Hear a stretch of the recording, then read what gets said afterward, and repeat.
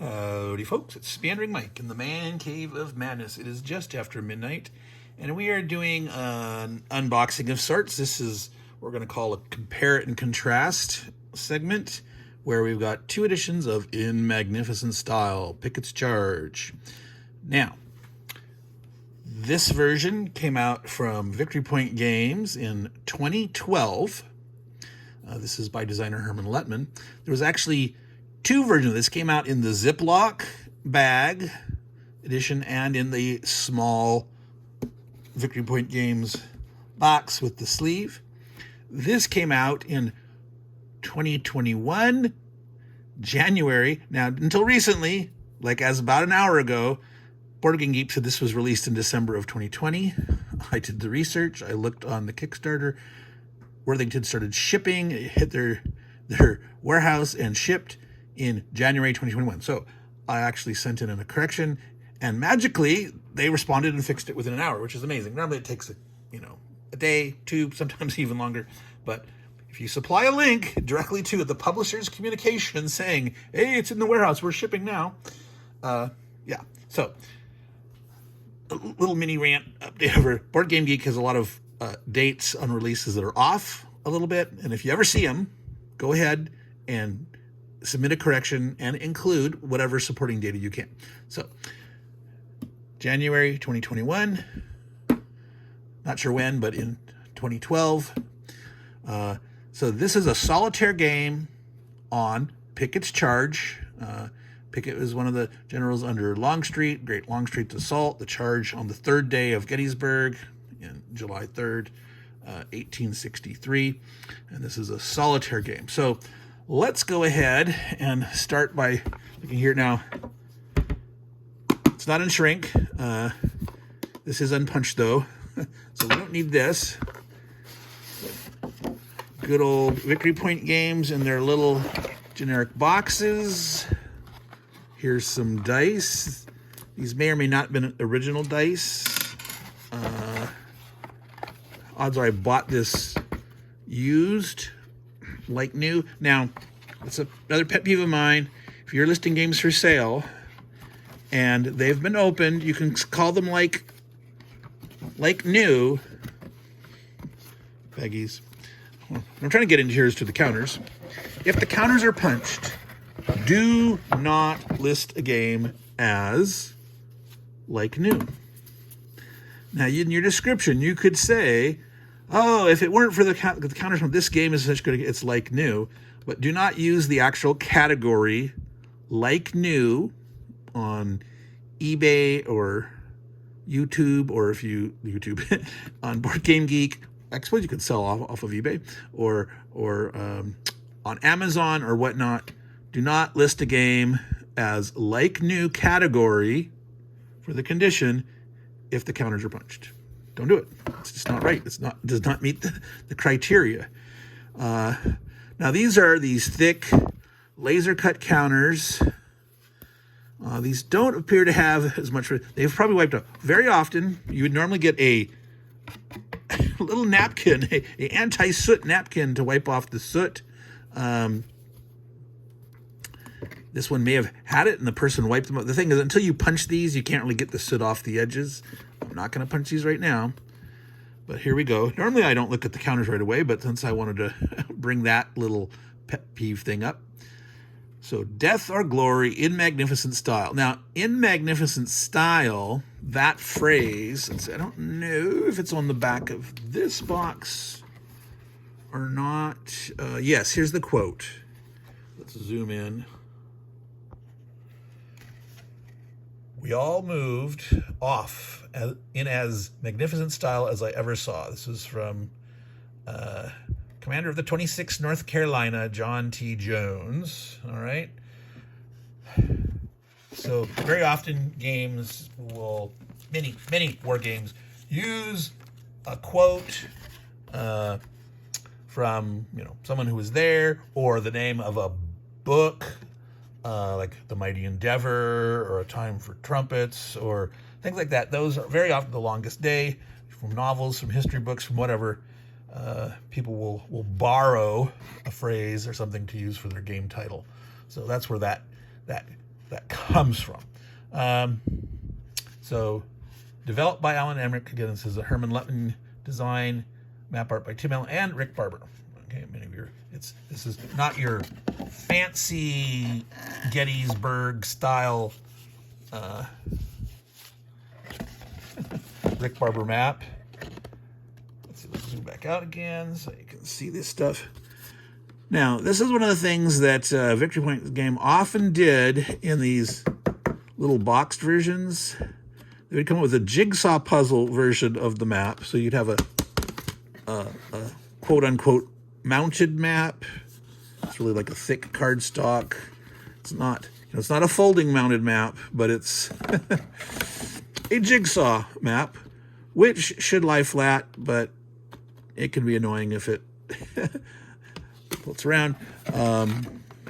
There's also the normal flat map. So if you bought the Ziploc bag version, you would just get this map. And if you pay a little extra for the boxed edition, you would get this map, but you get both in this. All right. So this is obviously more abstract. We've got Pettigrew's division, Trimble's division, Pickett's division, Longstreet's corps. So there they go. They actually identify the brigades. So each of these lanes pushing towards Cemetery Ridge. There's like the Bliss Farmhouse, Kadori, Emmitsburg Road across here. Starting on Seminary Ridge. Heading to Cemetery Ridge. Very similar sounding, so it might be easy to mix those up. Not sure what an easy mnemonic would be to help remember that or not, but they're starting out in the charge, going to pray, the seminary. And most of these, many of these guys died, so they're ending up closer to the cemetery. So there you go. There's a mnemonic to help you remember. Seminary Ridge, Cemetery Ridge. Pickett's charge, part of Longstreet's attack, Longstreet's assault. All right.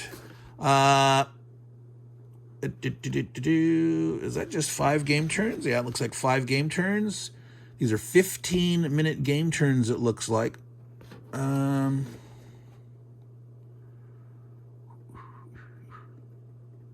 No, 10 minutes, sorry. 205, 215, 225, 235, 245. 10-minute game turns. All right. So that's the map. Here's back to the counters real quick. I don't want things to pop out. So there are the different brigade commanders that we saw.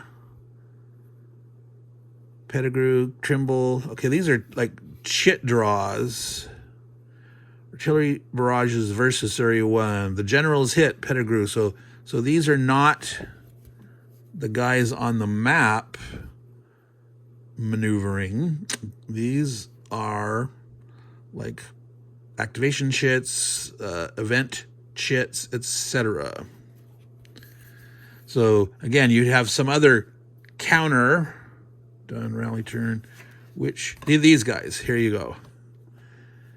They're going to be moving in their lanes, and it's just by their position. That's who you know who it is.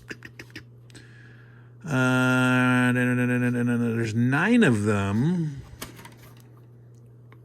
Yeah, there's 9. And then there's a thing for Robert E. Lee. I don't know if he just sits in the back and how he works, but there'll be actually your dudes that are moving up the lane. I'm assuming these are some kind of damage markers of some sort. Things that the Confederate are trying to capture. Misses. Fire. -1 SV. So I don't know what that means. We'll have to see. What does SV refer to? Hits, misses. Unsteady half. Strength value, probably. Strength value. SV, strength 5. I'm going to guess. We'll find that out. We'll look into the rules here real quick in a second. Going through. There is a play card. Two-sided. Movement event results. Bayonet combat results. 2 to 12. Division generals. Summary of the different game effects for using a Confederate general marker. Victory point schedule. Okay, that's always nice to know. What are you trying to accomplish within a turn 5? +1 victory point per Confederate strength value, right there. So we found a strength value in a Union space engaged in bayonet combat. +3 victory points per Confederate in a captured Union position. So they make it into a position and capture it. It's worth 3 times as much as if they're in there still fighting bayonet combat at the end of the game. Each Confederate divisional general on the map in a... So if you actually get the general up there, +5 bonus. +15 is 4 or 5 consecutive positions. So there's I'm guessing 9 positions because there's 9 columns. Yep. So those are the 9 across the top. It's interesting that there's actually this little here right before Cemetery Ridge. There's an extra thing. So there's 3, 3, 3, and they start hitting these here. But there's a little extra to go on Cemetery Ridge. So if you hit this flank here, you get 4 or 5 of them, +15. If you get all 6 in a row, consecutive positions, +20 VP. All right. So if you get one here and one here and one here, and then they're spread out, that's not going to get you a really decisive victory. But if you can actually, boom, in force, blow that line and get to the end. All right. Now, one of the reasons I'm looking at this now is this game, that was originally published in 2012 and released in the beginning of 2021, had a recent article on Board Game Geek that praised it in one aspect and attacked it in another, and it caused a lot of controversy. And so I knew I had this game, but I'd never actually looked at it like this. I'd never unboxed it. And I opened this and checked the command. I don't even remember if this is unpunched or not. This one's open, but I don't even remember this one. This one I knew was unpunched. So it's like, yeah, I want to, before I make a determination, the smart device in the background just thought I summoned her name and she's talking, but I did not summon her, if you know what I mean. Route, heavy fire against the wind. So these are like the name of certain events or something. Come on, boys, and on to Washington. Sort of the phrases, the charge, trying to rally the troops, push them forward in the face of this ridiculous, insane, suicidal attack, which no one really wanted to do, but Lee. I'm gonna say Lee was too full of himself, and if it's true what it say in the movie, I have never left the battlefield uncontrolled. Dude, you could have lost by leaving and saved so many lives. Give up after the second. Just go. He shouldn't have stayed. He shouldn't have attacked her at the end. He just said, "That's it. No, we're out of here." So anyway, let's look at the rule book.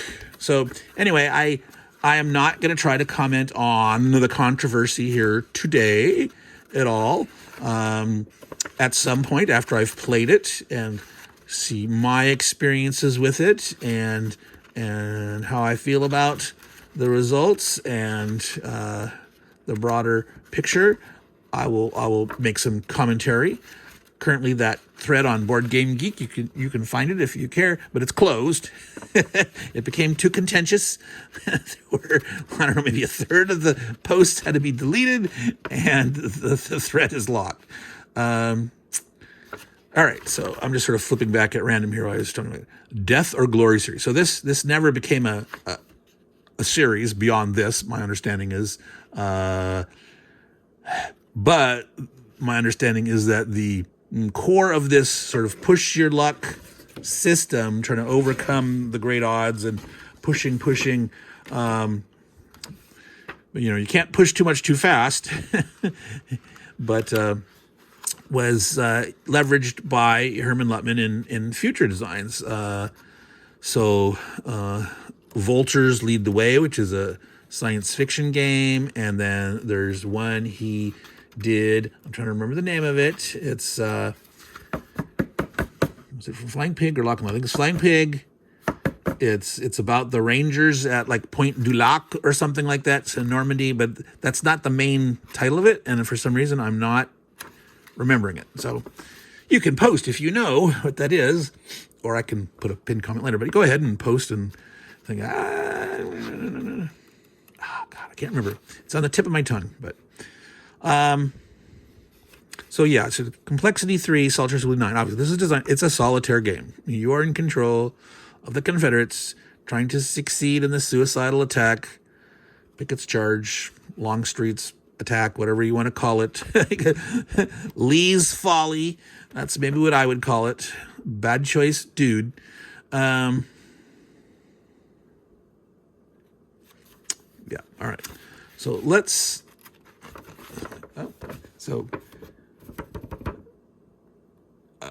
Hermann Luttmann had done another war game on Gettysburg. This is the Wheatfield. This one's even harder to find. I have a copy, and it's not easy to find this. Now, again, that's one of the ones I hadn't really looked at. I didn't realize it's not really a hex encounter. It's more like a miniatures. You're actually maneuvering by a distance, movement stick with guys. So that's kind of interesting.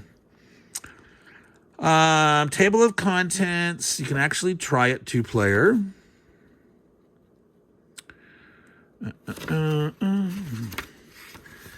This is nicer paper than they often are. Usually the folio would definitely have a more of a matte paper. This is more glossy, and it holds the color pretty well. And it's not too glossy. I'm not getting too much shine. Game turn, Union position spaces. Yep, the top. The angle spaces. Oh, that's this red zone here. +1 hits. Oh, yeah. Here, this. You're in here. You're not just getting fire straight. You're getting it goes flanked. What's that? Enfiladed. So yeah, that's a killing spot. So geez, ouch. Don't want to go there. Pittsburgh Road, the area numbers, farms, providing defensive cover. So if you can get to them, you have a little tentative respite there as you squat for a minute. So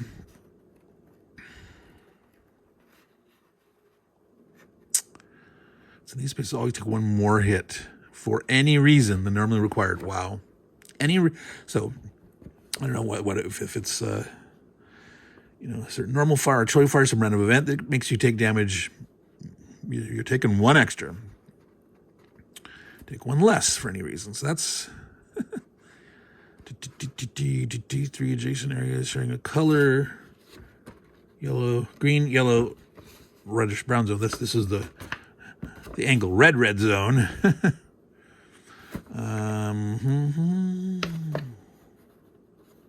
Brigade or unit. So yeah, those were those rectangles that we saw.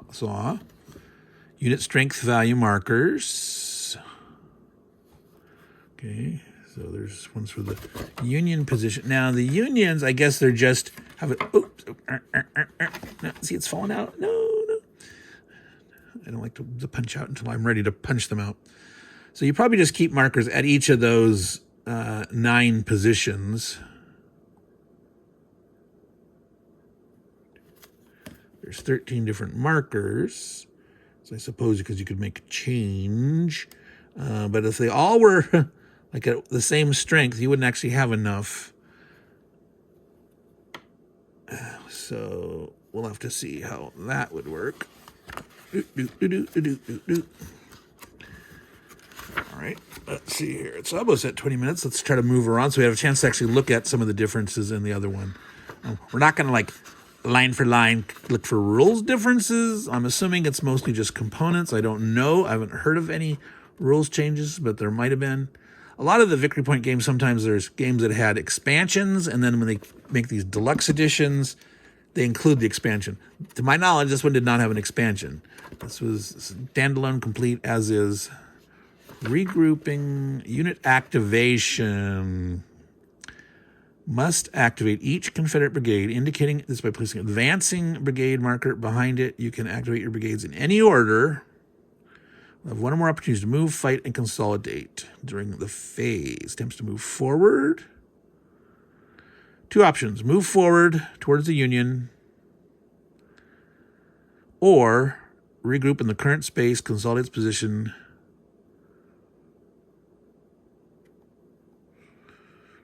Moving a unit. Hits and reserves.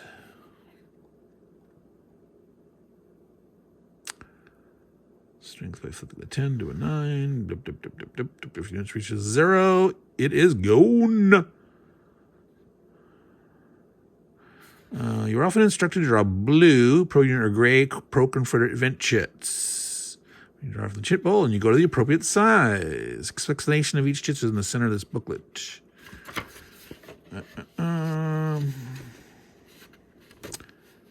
Fire chits. When the Confederate fire upon the Union positions, it's not immediately known.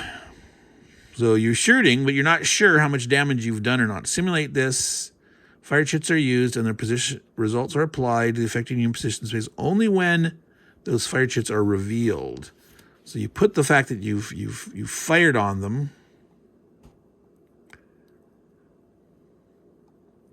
and so the assumption is it's reduced by 1. So if they're keeping their heads down, it reduces their strength by 1, but reflecting the disrupting and pitting of troops. But when you reveal it, you then actually figure out what the actual result is. Revealing fire chits. Revealed by either a sighting, rule 12, or skirmishers advance. So you're not sure how heavily damaged they are. Do you keep shooting? Do you move up now? If you think, my fire turns out wasn't as effective as you thought, and you move up, you're going to get blasted at closer range more. So that's a nice, interesting fog of war effect. All right. Apply the chit's effect. Draw a miss. 1, 2, or 3 hits. Unsteady. The Union position is a temporary chit that would be halved in value in bayonet combat that turn. So if you're not in bayonet range, that's not going to have an effect. Suppressed, the Union position is halved if it connects any volley fire. Okay. Sighting.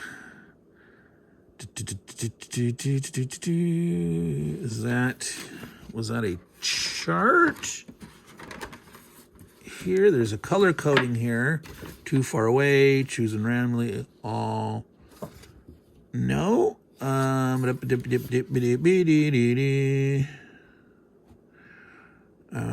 by revealing unrevealed fire chits. So the fire chits must have on the back of them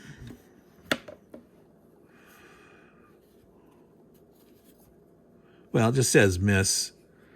So I don't know. Well, that's the fire chits, but sighting. How many such fire chits revealed? Don't tell me how you do sighting in that rule. Blah, blah, blah, blah. After its activation for the turn, or complete Confederate brigades, it's turned by revealing unrevealed fire. So at the end of the turn.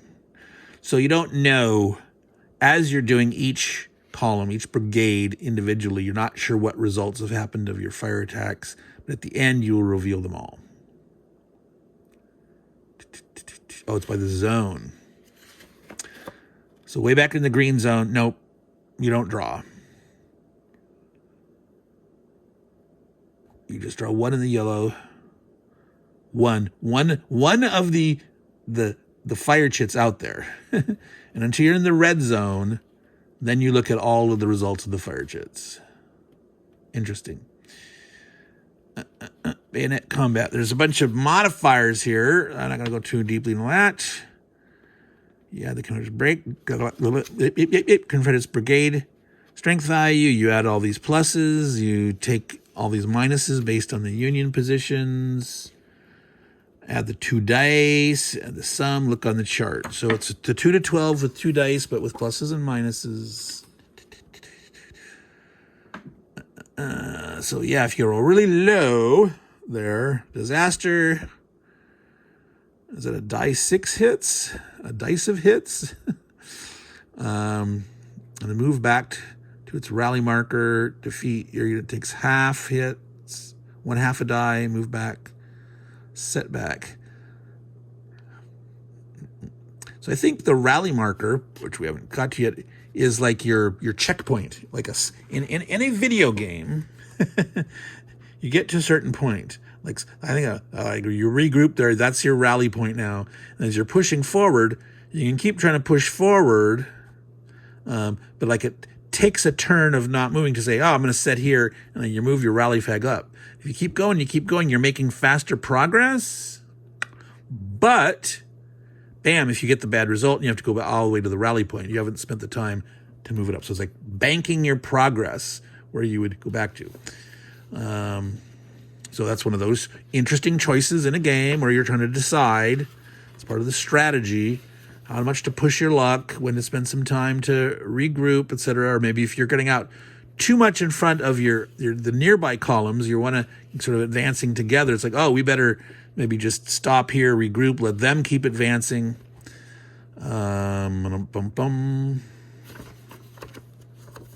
So there's all those events in the middle, Union events, Confederate events. We will not look at all those.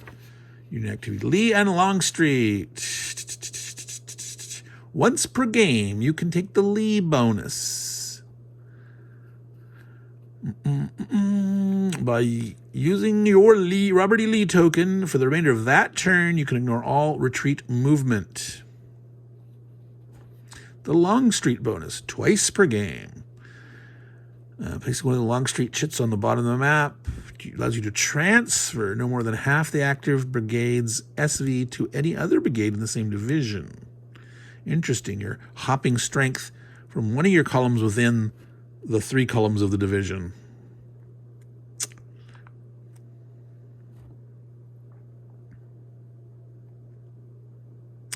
Lee and Longstreet cannot be both applied on the same turn, though. Blah, blah, blah. Commander's risk. Any time of the turn, if you are using Lee or Longstreet, the general is hit, event is drawn, that Lee or Longstreet bonus is canceled for the remainder of the turn.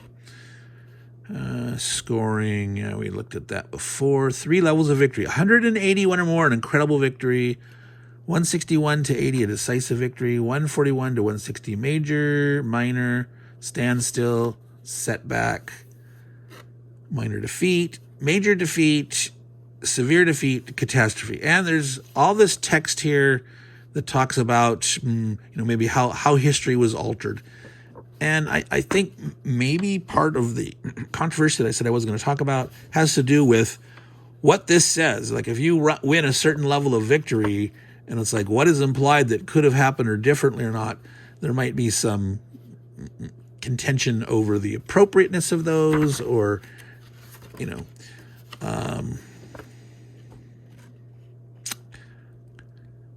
I'm not going to comment about this now. The historical outcome was here, major defeat. Only 41 to 60 thing. Pickett's charge is a failure.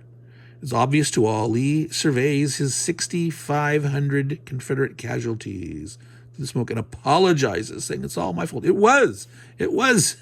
You shouldn't have attacked. Pickett angrily replied, General Lee, I have no division. Yes.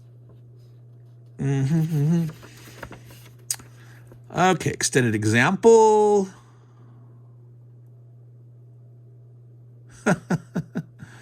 They've got a history judge. If you manage to how many Union positions you're, if you get 9 Union positions, you are a master. However, others will suspect you're too lucky and want to check your dice and chit bowl. Yeah, that sounds like some insanely crazy luck to take 9 out of 9. Yeah. All right. So I'm going to cut that short here for looking at this. There's a nice extended play example. So this was the Victory Point Games version 2012. Put the crazy little jigsaw with actually the points are kind of sharp. You can actually poke yourself and go, ow. Not that you should poke yourself and go, ow, but unless you're into that kind of thing. Let's see, fold this up. In the Ziploc bags, they had the tiniest little, a die that's about as big as one pip on the die. That's about that size. Those are crazy. They're useless. They can't be true. There's no way at that size that they can really be true. I'm sure if you tested them, you'd get skewed results. But they're cute. All right, come on, get in there. That's the problem. These are a little tight sometimes. So the bigger ones of these games that are like full size of these, they call them pizza boxes. Now this is like your leftovers. This is like your garlic bread or something. This is not quite a pizza box, or you can fit a slice or two in there maybe. But the big ones, they call them pizza boxes. All right, so let me see here. I think this is unpunched, but I am not certain. So obviously this is a deluxe edition, as it says right there, Worthington. I don't know if you know the history, but Tabletop Tycoon basically bought up Victory Point Games. I consider it sort of like a raid of the company where they kept 3 or 4 titles, just trashed the rest, sold them off, dumped inventory. Now, fortunately, those designs went back to the original designers, and many of them got republished, but some didn't. Some weren't treated too nicely. And Tabletop Tycoon kept a few. Now, they just actually have released 2 of the titles. Now, I don't know if they kept those designs or if they negotiated with the original designers that got the rights back or not, but the Ottoman Sunset and Habsburg Eclipse, those 2 have been released by Tabletop Tycoon with their, they claim the Victory Point game imprint now, but it's not Victory Point game guys. All the staff and all the the people that had been the integral part of Victory Point games, they're gone. They went on to other projects, right? So while the designer of those particular 2 titles, the designer might have, I don't know if they kept that. That's something to research, to find out.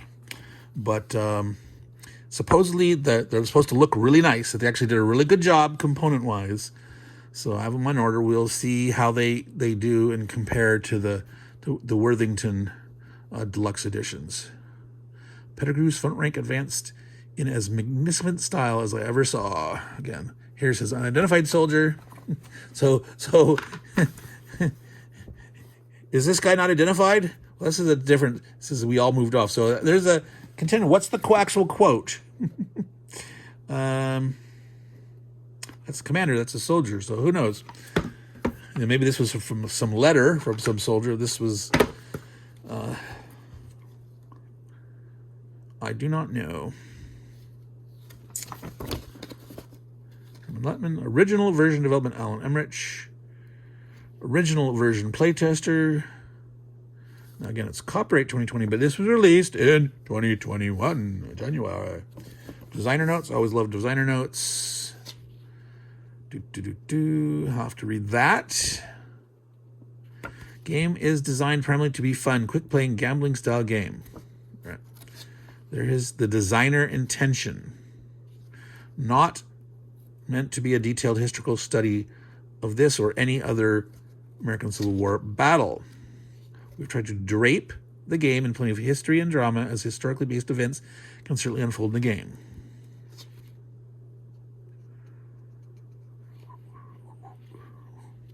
All right.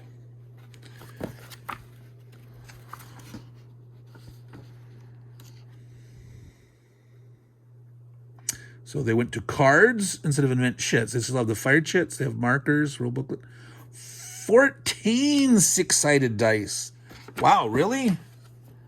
All right, so that's it. Oh, I just done. So this is a play card, Victory Point schedule. the modifiers for the bayonet combat. So you can keep that handy. You can consult this. That's kind of interesting. Why is there actually 2 of these here? Those are the initial bayonet. You don't need 2. It's not a 2. Well, you can play 2. But it's designed as a solitaire game. But yeah, they repeat that twice. But here's the guy's a little bigger. So obviously our map's bigger. We've got pre-rounded corners that looks really nice. Advancing Market Rally. Here's the generals. Some ground cover. So the old War Horse ground cover. So this would be the farms. You can put it on there to show. -1 from all causes. All right. And it's oh my goodness, it's a big map. It's a big map. So before I go to that, what is this? Interesting. It is a mini map. Victory point level, so you can keep track, the play, the date. I suppose you can mark how far you got. You could almost like a roll and write kind of thing. So that's like, yeah, you could, some of this you could do in a book game format. Their status, player performance level. So you could keep track of these. There's quite a few of those. They're double-sided. So that's interesting. That's definitely a deluxified treatment to throw those in there. That's kind of cool. So cards. So all those, let's see here. Can I get in easily? I don't like to, oh, yep. There's actually adhesive. It's, again, like I said, I will use plastibands. You hear this on my channel all the time. Instead of rubber bands, I mean, you could just keep them in this baggie, but plastibands are nice. I'm going to do a review of plastibands at some point soon here. Plastibands. Again, I do not have any financial interest in plastibands other than I buy them, I use them quite well, and they're much better to keep your games and cards and such safe from the nastiness of draw the next card, then shuffle. Interesting. All right. So these are all the replacements. You got cards instead of those chips.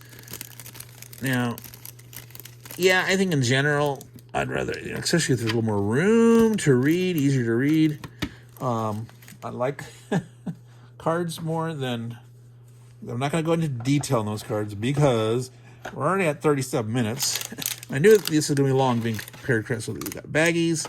So lo and behold, yes, look at all those dice. So you got 5, 6 for each side, blue and gray, and then a red and a white one. So that's kind of interesting that they included that many dice. I am kind of surprised. That's definitely a deluxe treatment. Part of the reasons why it's not a cheap game. These deluxe editions of the Worthington Games are not cheap. Let's look at that map. Let's set aside those counters. Now, this is always a little bit of a challenge on here in my table space. It's actually my wife's table space. I have to... Right now, the man cave tables are all occupied with stuff. And so, let's start there. Let's look at the bottom half of the map. You can see it all at once, and then we'll fold. So you've got some charts on the side. So that player aid card, we don't need it. It's going to be on the map. So you can see it right there. But personally, I would rather have a smaller map and a card. I mean, I like having a bigger card, easier to read than the smaller card. But I could then decide where to put it. I could tuck it under, I could have it there, I could have them laid out if I have enough space, or I could overlap them a little bit and pull out what I want. So honestly, some tables on a map I like, but sometimes I want them on a page. And in some ways, By not having charts on your thing, you can be a little more immersive. Now, this is, again, kind of an abstracted battle, but I do think, your immersion, even though it's relatively abstracted, the fact that you got your troops advancing up and stuff, and you got these zones and the farms and stuff, I don't know, it might, just in my mind, maybe look a little nicer if you didn't have this stuff on the side, but I suppose, you can tunnel vision and focus here. Now, I'm going to tilt up, or lift up here. Let's see the top. So here again is the angle. Now, it's interesting. They just did the border in red, and they marked the angle area here this way. So this helps visually a little more with the immersion better in that, yeah, you got a border for the zones, but they're not, the whole thing's not as color-coded. So I think this looks pretty nice. They actually have the boxes across here for the holding strength.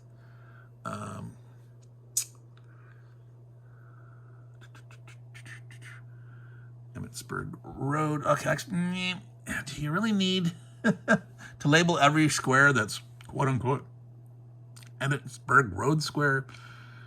I don't know. At least here with the diagonals there, they're being explicit. Like, oh, it's here, it's here.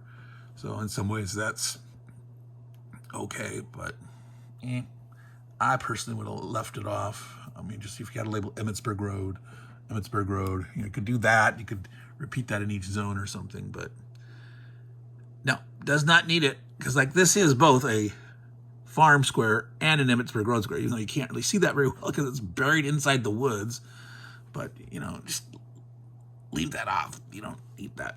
Anyway, it's interesting, the little fence lines, which certainly up here, there was some small cover for the, whoops, yeah, you're not quite seeing that. These fences, the zigzag fences, some minor cover for the Confederate troops as they're getting close and taking the fire. But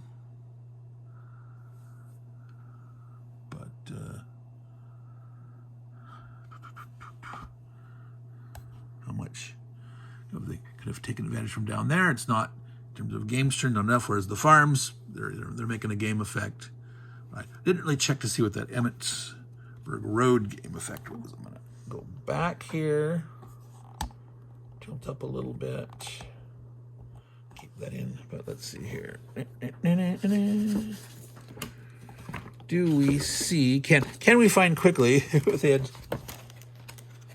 a few seconds, Emmitsburg Road or not?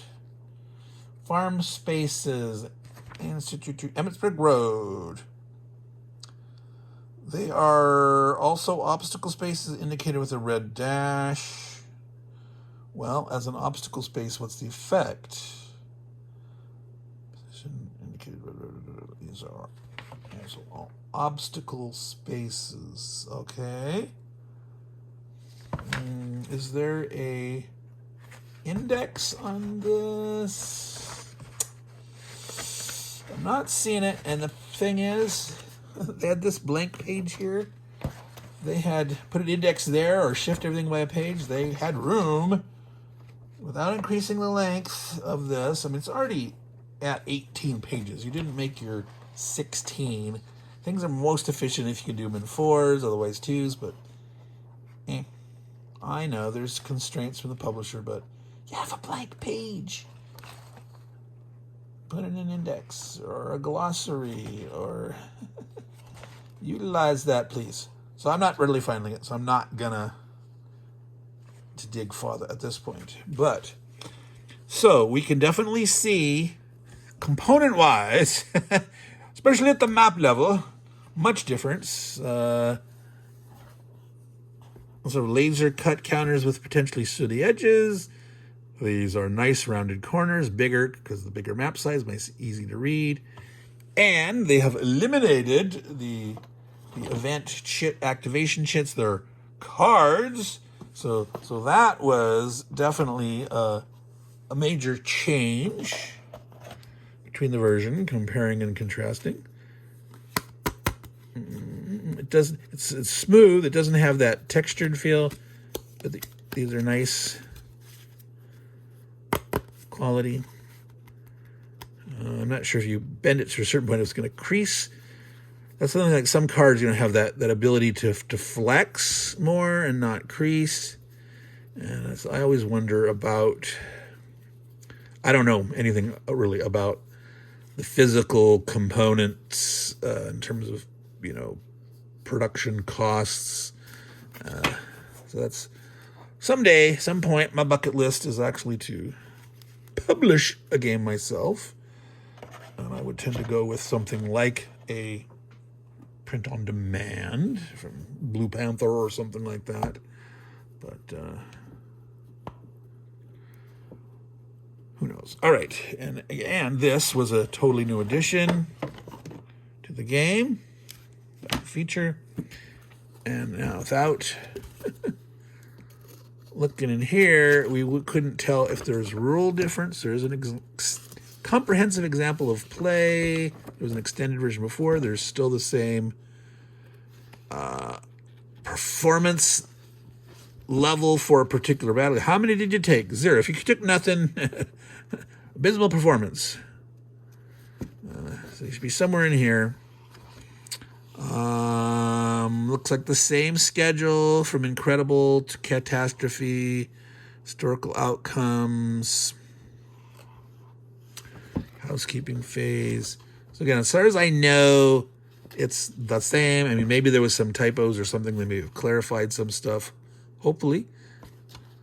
There are some publishers who have a bad track record of putting out a reissue of a game and either not correcting old mistakes or they had new ones. I will not name names at this point. Precision Games. So I think we're going to call it there. There was an interesting difference. The quote on the front of the rule book here, on the back of the box here, it's a different quote, partially the same, partially different. It ends in as magnificent style as I ever saw, but one says Pettigrew's front rank advanced, and the other one starts with we all moved off in as magnificent style as I ever saw. So I don't know about that. So Meandering Mike, Man Cave of Madness. This has been a unboxing of previously opened games. They turned out to be both unpunched. I knew one of them was. A look inside, a little comparing the differences. I'm going to, at this point, again, the assumption is, rules-wise, they are the same. There may be the minorest of changes, but it doesn't appear to be. Component-wise, the components look very, very good here. I don't remember that this wasn't a cheap game. But again, since these are out of print, you may or may not be able to find one of these much cheaper. If you were lucky enough to have gotten one back in the day, you could have it at a good price or not. I will. I think these were in there, and I think those were still there.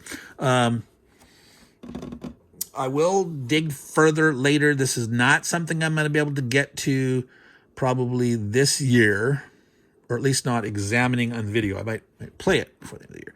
But I would like to know how it plays and take a look at some of the issues that were brought up about the content, and is there a message to this game? Is this glorifying certain things that it shouldn't or not? And again, you can read the article, the review for itself. I wish people weren't so contentious and got to the point where people had to get deleted off the thread and locked. But I'll chime in myself at some point at some time. I have opinions. And I'm not afraid to share my opinions on this channel. As you guys know, I have pet peeves and such. and I share them. So it's almost 50 minutes. Meandering Mike, Man Cave of Madness. This has been in magnificent style. My quote-unquote magnificent style of doing my reviews, unboxings, whatnot. There we are. You can laugh when I say in magnificent style, because that's pompous pretentious. I have my meandering style. We set off in our meandering style. I'll have to work that in at some point. In meandering style. Oh, absolutely. I will title somewhere in my title, when I do a playthrough review of this, I will call it in meandering style. All right. Meandering Mike, Man Cave of Madness. It is now way after midnight. Holy moly. This has been a 50-minute thing. So to all you people still watching, thank you. I'm going to remind you that I have a poll going on my channel. These two games, review copies I got from Columbia Game. You guys get to decide which one I will unbox first, eventually play, do a review with an eye towards solo play. And these are Columbia block games. Therefore, they have hidden movements. What? Play? You can't. Well, that's what I'm trying to look at. How can you play? What's the experience like if you try to play these solo? So you can vote there. There's actually a third option if you're curious. Again, go to my channel. Go to the community tab. That tab is there across the middle where it says, videos, shorts, live. If you have them on a channel, and community is one of the tabs that some channels have, some don't if they never set it up or they haven't met their requirements yet. But there's a poll. Vote. Thank you. Meandering Mike, Man Cave Madness. Check it out now if you've meandered even further. Take care, folks, and ciao.